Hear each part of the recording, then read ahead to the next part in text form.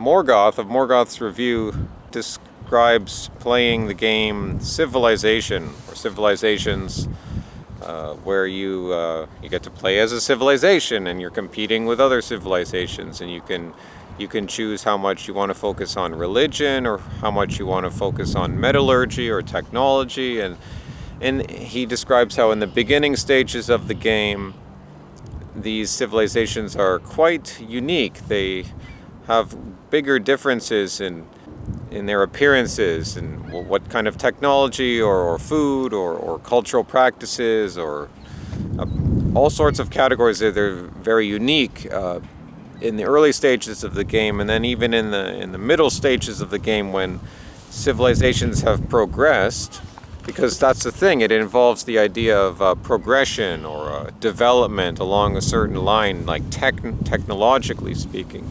But even in the middle stages, the civilizations are still quite unique.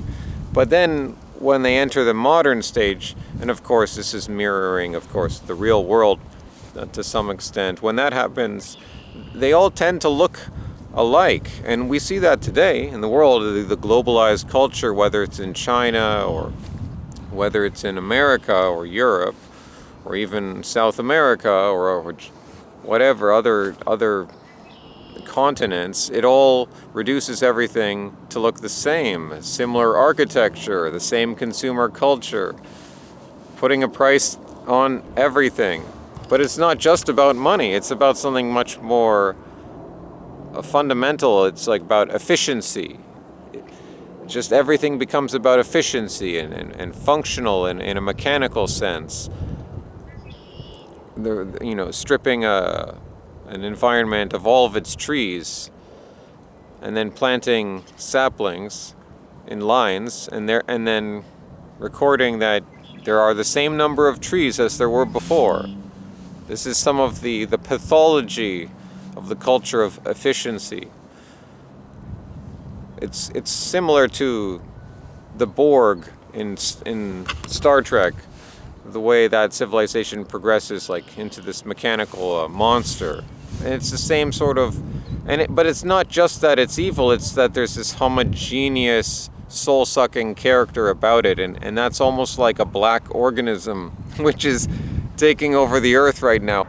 Morgoth says that you can focus more on religion and developing your civilization, but then you might get wiped out by another civilization.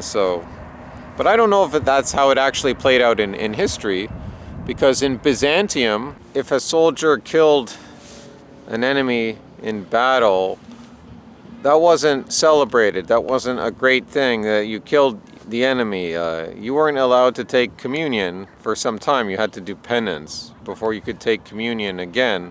The empire did not sanction killing non-Christians the way that Islam, who was its main threat ultimately, did.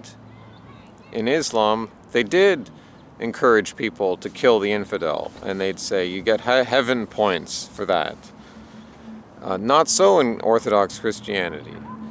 It doesn't necessarily mean that in every single way you're going to become this efficient machine, and that's your only way to last as a civilization. But it does seem to be the case in a lot of the time, because you have to, obviously, even the Byzantine Empire had to do things which were quite morally questionable. So I'm not trying to make the case that it was perfect or some perfect example. I'm just bringing up that specific case of not always embracing the thing that will seem to give you worldly power or efficiency right away in this world.